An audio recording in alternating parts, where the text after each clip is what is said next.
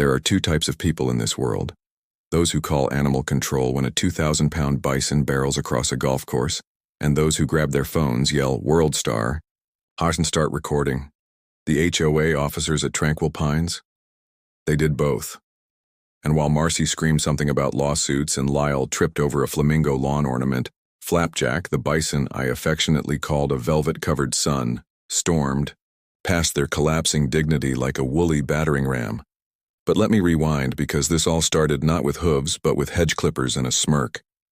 I knew something was wrong the moment I saw the birds scatter from my yard. Birds don't just flee unless something spooked them, like, say, 3 HOA officers cutting a hole in your fence with bolt cutters at 7 in the morning. I was returning from a dawn photo shoot of sandhill cranes, cameras slung around my neck, latte half finished. My first thought wasn't rage, it was disbelief. Who in their suburban senses cuts through a bison enclosure without checking what's on the other side? Turns out Derek, the HOA president and full-time neighborhood tyrant, believed my fence violated uniform height codes by 2 inches and was an unsightly deterrent to property value. His words, not mine. He stood there in his salmon-colored golf shirt, hand on hip, like he was auditioning to be the next dictator of beige. Marcy, clipboard in hand, nodded in that aggressive PTA way. And Lyle looked like he just wanted to be anywhere else but holding fencing panels while sweat stained his khakis. "Karen, we issued you a notice last week," Derek said, flashing a fake smile that made me want to frisbee my camera into his face. "You've had ample time to comply." "I was out of state photographing wild lynxes," I said, stepping out of my Jeep and striding over. "And this is trespassing and destruction of property." "It's enforcement of community standards," Marcio chirped, smug and chipper. "Per bylaw 3.1.2, exotic or farm animals are not permitted within the community, and that includes your cow." "He's a bison," I growled. "And he's registered as an emotional support animal. Fully documented, fully compliant," Lyle piped up. "Yeah, but I don't think that counts when the animal weighs more than a sedan." I should have left it at that. I should have called the police, filed a report, lawyered up. But I didn't, because just then Flapjack, having sensed an opening in his kingdom, came strolling through the hole in the fence like a majestic, shaggy avalanche with a tail. Derek's face paled. Marcy took 2 steps back. Lyle squeaked. "Don't move," I said. "Is it charging?" Marcy screamed. "No, he's grazing. Calm down."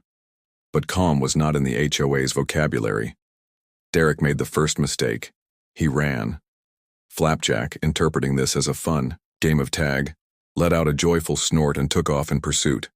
Lyle shrieked and followed suit. Marcy bolted after them, dropping her clipboard like it had caught fire. What followed was 2 minutes of pure, unscripted suburban chaos. Flapjack galloped past the Jefferson's koi pond, narrowly missed trampling over an inflatable unicorn, and charged through Mrs. Dobbin's prized rose garden. The HOA trio ran like cartoon villains, screeching and flailing until they reached the only escape in sight, Tranquil Pines Lake. Without hesitation, all 3 splashed in, wading up to their chests, eyes wide, soaked, and humiliated. Flapjack skidded to a stop at the water's edge, huffed and turned back, bored with the lack of a proper chase. He spotted a cluster of sunflowers nearby and wandered over to snack on them, tail flicking like he just finished a CrossFit session and was cooling down. I stood there stunned, watching as a neighbor across the street, Kevin, a stay-at-home dad with a drone hobby, hovered a camera overhead, laughing so hard I thought he'd pass out. "Karen, your bison's going to be a meme before noon," he called out, and he was right. The footage went viral before I'd even managed to corral Flapjack back inside with a bucket of apple slices. The HOA officers, soaked and seething, avoided eye contact as they waded back to land. Derek was already on the phone, barking about bylaws and emergency meetings.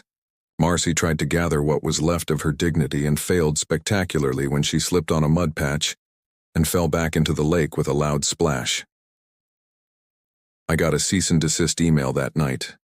It had the tone of someone trying very hard not to admit they got chased by livestock on camera, but the gist was clear. Remove the bison, replace the fence, and attend a mandatory HOA disciplinary hearing next week. Oh, and they tacked on $900 in fines. That's when something flipped in me. Maybe it was the way Derek's email referred to Flapjack as a public safety hazard. Maybe it was the way Marcy's tone on the voicemail sounded less like concern and more like smug victory. Or maybe it was because they'd cut into something that wasn't just wood and wire. It was a boundary, a line I had drawn between myself and the rest of their cookie-cutter kingdom. And now that line was gone. So I did what any reasonable, emotionally stable homeowner with a history of environmental activism and a strong sense of petty vengeance would do. I went to the garage, dusted off the old trail cams, and pointed one directly at the HOA clubhouse. I logged into my aunt's old HOA email account. Yes, I still had the password from when she left me this house, and started digging through board meeting transcripts. And I began to notice things that didn't quite add up. Suspiciously rerouted funds, unapproved expenditures, and a voting record that looked like it had been massaged into shape more than once. Turns out Tranquil Pines wasn't as tranquil as it pretended to be, and neither was I. There's a certain kind of silence that falls after a public spectacle, the kind where everyone's pretending nothing happened even though it's all anyone can talk about. That was the vibe in Tranquil Pines the morning after Flapjack chased the HOA council into the lake. It was as if the entire neighborhood had collectively decided that by trimming their hedges and sipping their lattes a little louder, they could erase the viral footage of Derek screaming as he belly flopped into duckweed. But I knew better. That silence wasn't denial. It was preparation. The HOA wasn't going to take the humiliation lying down. They were going to come for me. And when they did, they'd use every petty rule in the book. They just underestimated how ready I was to fight. Back the first strike came the next morning in the form of a bright orange notice duct taped to my front door. Violation: unauthorized livestock on residential property. Attached was a fine totaling $300, citing multiple breaches of HOA code, including threat to public safety, unauthorized fencing modifications, and my personal favorite, verbal aggression toward HOA officials. Apparently, telling Marcy her personality gave off HOA energy was a punishable offense. By the end of the week, they were sending violation notices daily, each one stacked on the previous like bureaucratic Jenga. Lawn too long by 2 inches? $50. Unapproved yard ornament? $75. They'd even fined me for the inflatable flamingo that wasn't mine but had floated into my yard from across the street. I started to suspect they were just making things up to see what would stick. It was less about rule enforcement and more about a slow psychological war of attrition. I tried reasoning with them. I emailed Derek. I called Marcy.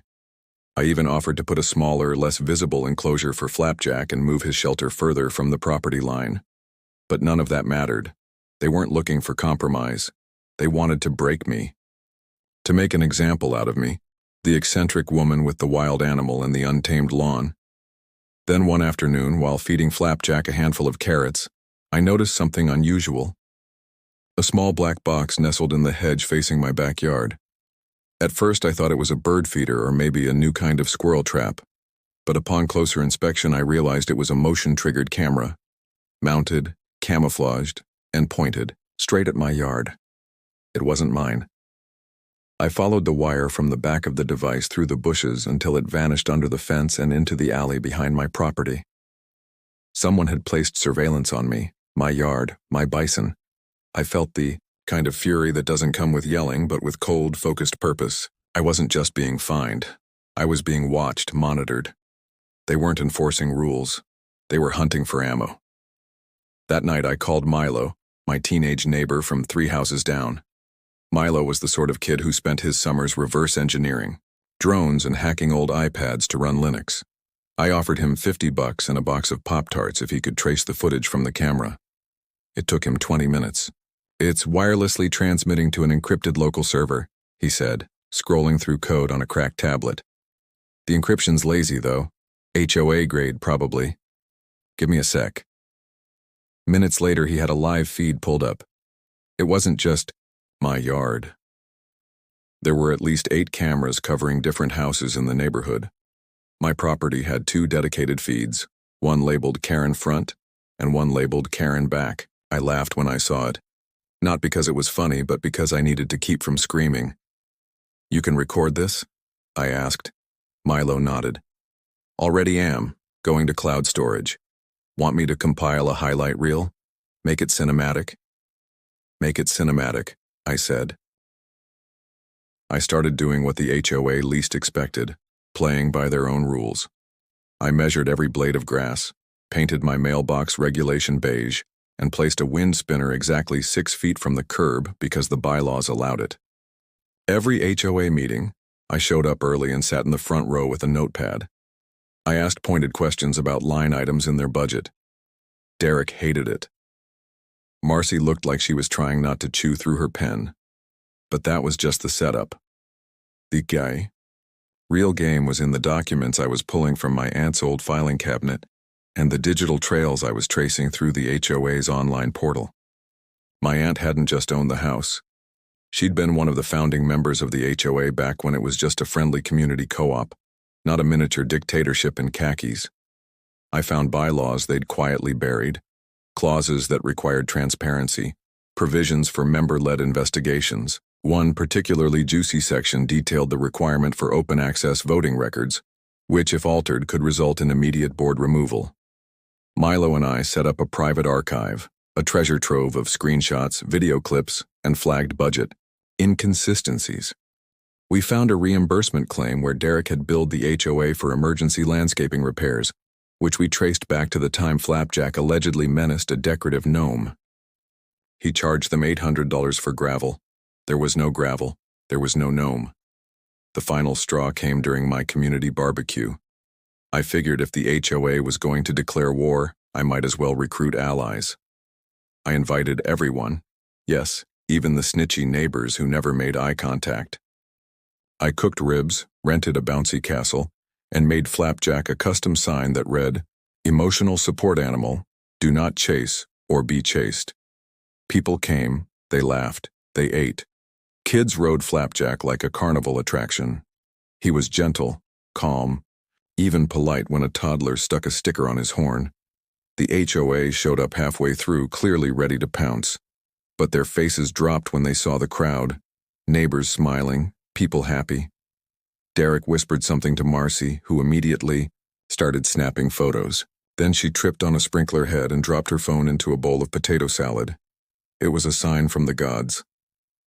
That night, after everyone left and Flapjack was snoring peacefully in his barn, I reviewed the footage Milo had sent to me from earlier. One clip caught my eye. It showed Derek 2 days before the barbecue standing in front of my property with Lyle. His voice, clear as day, said, "We'll push her. Stack the fines until she cracks. She's got no idea we're already logging her violations." I stared at the screen, pulse pounding. That wasn't enforcement. That was a setup. A planned campaign of targeted harassment. They wanted me gone, but I wasn't going anywhere. And Flapjack? He'd just gotten comfortable. The strange thing about revenge is that once you start preparing it, life begins handing you ingredients like it's cheering you on. It started with a rainstorm, not an emotional, metaphorical storm. An actual window-rattling, yard-flooding, roof-leaking storm that swept through tranquil pines like karma with a thunder soundtrack. In the middle of the chaos, Flapjack decided to dig. He was always a digger when the weather turned. Something about the cool mud under his hooves seemed to soothe him. But this time he unearthed more than just earthworms. When I went out to check on him, I found him standing over a rusted metal box, half buried at the base of the old oak tree in the corner of the yard. I assumed it was another one of his mysterious gifts. He once found a 90s pager and carried it around for a week. But when I cracked it open, it wasn't junk. It was a ledger. The pages were weather-worn but intact, filled with my aunt's cursive handwriting. I sat under the awning and flipped through them, rain dripping onto the porch. What I found was a treasure map of HOA corruption. Every fine she had ever paid, every vote she had attended, every suspicious transaction she'd questioned, documented. But it wasn't just notes. There were photocopies of receipts, meeting transcripts, and even a copy of an unfiled amendment to the HOA charter, with her signature on it. At the top of one page, underlined twice, were the words, "Override Clause, Emergency Homeowner Veto." Took me 2 readings to realize what I was holding. My aunt had drafted a clause that would allow a single homeowner to temporarily suspend any HOA enforcement action if the board had violated transparency protocols or falsified records. She'd written it back when the HOA was small and neighbors still borrowed sugar instead of suing each other. The board had never filed it with the county, but legally it had been adopted in a vote and never overturned.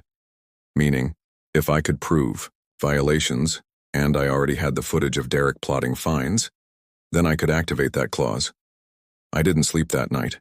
I was up until 4 a.m. scanning every document, cataloging every page, cross-referencing each line item with the current bylaws.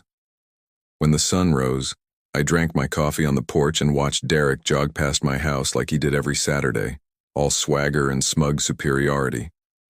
He didn't even glance at me, but I smiled at him like I was holding his career in my hands, which I was. While I built my case, Milo worked on the digital end. He'd managed to decrypt the HOA's internal server and started pulling everything from their secret surveillance logs to unauthorized budget transfers. One folder was particularly juicy. It contained internal memos marked "Board Eyes Only." Inside, we found proof that the HOA had been inflating maintenance costs, rerouting leftover funds into a community enhancement fund that had no paper trail, and using that money to buy surveillance equipment like the camera they planted in my hedge. But we needed more than proof. We needed spectacle. People forget paperwork. They remember drama. So, I planned the perfect public reckoning. The HOA was hosting its quarterly meeting the following Thursday, and it just so happened to be open to all residents. I called in every favor, every mildly curious neighbor, every parent whose kid had ridden flapjack or eaten ribs at my barbecue. I printed glossy handouts. I brought donuts. I even had Milo set up a projector. The meeting began like they always did, dry, self-important, and soul-killing. Derek read off a budget summary. Marcy announced a new color palette for mailbox flags. Lyle tried to speak and was immediately shushed. And then it was open comments, which had always been a formality, until I stood up. I began with the receipts. Literal ones. Copies of maintenance reimbursements for jobs that had never happened. Photos of unplanted trees. Then came the surveillance. I played the clip of Derek telling Lyle to stack the fines until she cracks, projected on the wall behind them. There were gasps, followed by silence so thick you could have buttered toast with it. Marcy tried to interrupt, but I shut her down with my next slide. The hidden clause. I read it aloud, then presented the signed original from my aunt's ledger. The room exploded into whispers. Derek looked like he'd swallowed his tongue. The HOA has violated at least 5 transparency statutes, I said calmly, passing out copies of the relevant bylaws. Under the override clause passed in 2007, I am formally suspending all enforcement actions against my property, including fines and removal orders, pending independent audit and board review. It was glorious. It was the kind of moment where you don't just win, you land the punch and smile while the crowd cheers. But it wasn't over. Lyle, of all people, stood up and blurted out, "There's more." His voice cracked and everyone turned. He looked terrified. I didn't know about the fake fines at first, but Derek told me to keep quiet. And the cameras weren't just on Karen. They were watching other houses too. We planted 3 more last month. Marcy lunged toward him like she could physically stop his words from happening, but he stepped back, hands raised. "I don't want to go down with this. I've got student loans." Lyle's betrayal was the cherry on the cake. The meeting erupted into chaos. Neighbors shouted, others demanded a full audit, and someone actually threw a donut at Marcy. Derek tried to regain control, gavel in hand, but no one listened. He finally yelled, "You can't do this. I built this community." I leaned in and whispered loud enough for the room to hear, "No, you built a racket. We're just tearing it down." I left the meeting to applause and a standing ovation from 3 kids who had clearly just wanted a reason to clap. That night I got word that a petition had begun circulating to remove Derek and Marcy from the board. I didn't start it, but I signed it twice. Back home, Flapjack was waiting for me in the yard, chewing on a decorative shrub he'd liberated from the neighbor's porch. I didn't even bother scolding him. He'd earned it. I patted his massive shoulder and told him, "We're winning, big guy. You and me." And for the first time in weeks, I felt peace. But peace didn't last long, because the next morning I found an envelope under my door. No postage, no name, just a single sheet of paper inside with one sentence written in block letters. "You think this is over. You don't even know what she did." I read it twice. Then I read it again, because suddenly this wasn't just about Flapjack or fences or HOA bylaws. It was about my aunt, and someone didn't want her secrets coming out. The note sat on my kitchen table like a riddle carved in ice, one that refused to melt even in the warmth of morning coffee and a freshly toasted bagel. "You think this is over? You don't even know what she did." I read it over and over again, not because I didn't understand it, but because I did. Someone wasn't just angry I'd embarrassed the HOA. They were digging up bones, and not the metaphorical kind Flapjack liked, to dig in the garden. This was something deeper, older, something buried long before any of us started arguing about lawn gnomes and mailbox paint. It was about my aunt. And I knew with the kind of sinking certainty you feel in your stomach before a storm that the war wasn't over. It was just changing shape. The first thing I did was visit the county clerk's office. If there were secrets about my aunt, Elaine Maddox, former HOA founder, gardener of sunflowers, and lover of dangerously large mammals, they'd be buried somewhere in the public records. And it didn't take long to find something strange. In 2007, there had been a major land use dispute involving her property. According to the case file, the HOA had accused her of encroaching onto communal green space, claiming she extended her garden several feet beyond her legal lot line. There had been a hearing, a fine, a threat of foreclosure, but the case abruptly disappeared from the docket, dismissed. And days later, the HOA's original bylaws were quietly amended. I dug deeper. I found a copy of an old newsletter, Tranquil, Times dated June 2007, that mentioned the dispute in vague terms. "Community resolution reached after unfortunate disagreement," it read, with no details. But then, in the same issue, a seemingly unrelated announcement: HOA board president resigns, citing health concerns. His name was Harold Croft. And after that issue, Harold was never mentioned again. That evening, I sat on my porch with Flapjack, watching the sun dip behind the neighbor's house, and thought about how many layers of secrets could fit inside a community designed to be transparent. Something had happened in 2007, and I had a feeling Harold hadn't resigned willingly. I remembered my aunt's notebook, the one buried in the metal box. Flipping back through the pages, I found a small note in the margin of an unrelated entry. "HC knew too much. Protect the clause. They'll bury you if you don't." I didn't sleep that night. Instead, I made a plan. The annual HOA election meeting was in 2 days. It would be held at the clubhouse, same as always, with lemonade, folding chairs, and a terrifyingly detailed agenda. But this year, it wouldn't just be procedural. I was going to end this. All of it. I gathered everything. Every document. Every file. Every video clip. I printed statements, recorded a speech, and made one last call to a local reporter I'd met during the Flapjack chases Derek into the lake incident. She'd asked me to reach out if things escalated. It was time. On the day of the meeting, the clubhouse was packed, standing room only. Some neighbors came out of curiosity, others for revenge, and a few just wanted to see if someone would get chased by a bison again. I made sure Flapjack stayed home this time, munching peacefully in his pen with a radio playing smooth jazz nearby. But his absence didn't make things quieter. Derek, despite the scandal, had refused to resign. He stood at the podium like nothing had happened, ignoring the glares and whispers that buzzed around him like mosquitoes. Marcy was nowhere to be seen. Lyle, unshaven and clearly over it, sat in the corner with a thermos of something that didn't smell like coffee. Derek cleared his throat. "Let's begin by reaffirming the current board positions." I stood. "Point of order." He blinked. "Karen, this isn't open comment period yet. It's not a comment, it's a motion." There was a murmur through the crowd, Derek forced a tight smile. And what motion is that? A motion to call a vote of no confidence in the current HOA board due to sustained misconduct, misuse of funds, and violation of transparency regulations. Gasps, whispers, a few claps. Someone said, "It's about time." "I have documented evidence," I continued, stepping forward and holding up a binder thick enough to double as a weapon. "Receipts, transcripts, surveillance logs, and copies of communications between board members plotting harassment of homeowners. And that's just the start." Derek's voice faltered. "That's inadmissible.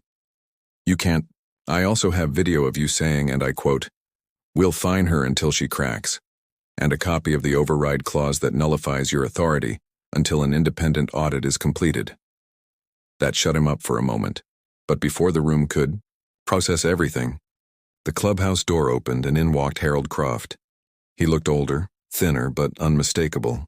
The man who had disappeared from HOA history walked up to the front of the room and said simply, "She's telling the truth."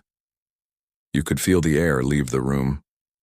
Elaine Maddox stood up to this board when it tried to rezone private land to pad its budget. He continued, "She stopped them from illegally selling part of her backyard to a developer. They silenced her, and when I backed her, they pushed me out. That override clause was her only protection," Derek stammered. "That's a lie. You're not even a resident here anymore." Harold stared him down. "I was here before you, and I kept quiet for too long. No more." The vote wasn't even close. Derek was ousted, 92% in favor. Lyle abstained. Marcy, according to gossip, had packed her bags and left town the night before. The board was dissolved. An emergency committee was formed, and then someone suggested I run for president. I laughed so hard I nearly cried. I didn't want power. I just wanted peace. And maybe a bison-friendly clause added to the bylaws. In the weeks that followed, the neighborhood changed. The fake fines were forgiven. The cameras were removed. Transparency became the new HOA buzzword. And for the first time in years, people started smiling at each other without suspicion. Flapjack was officially registered as a community mascot, complete with a laminated ID badge we hung on his fence.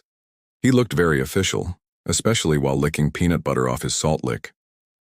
As for the final mystery, what my aunt had done, I realized it wasn't something terrible. It was something brave. She tried to stop a system from swallowing her neighborhood whole, and when it pushed back, she fought quietly, laying groundwork for someone else to finish the job. That someone turned out to be me. I sat with Flapjack on the porch one last time that summer, watching the sun dip low, the lawn freshly trimmed, the fence repaired and uncut. A few kids biked past and waved.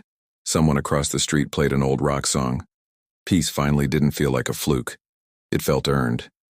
"You know," I said to Flapjack, who grunted in reply, "next time someone tries to come through that fence, we're installing catapults." He didn't respond.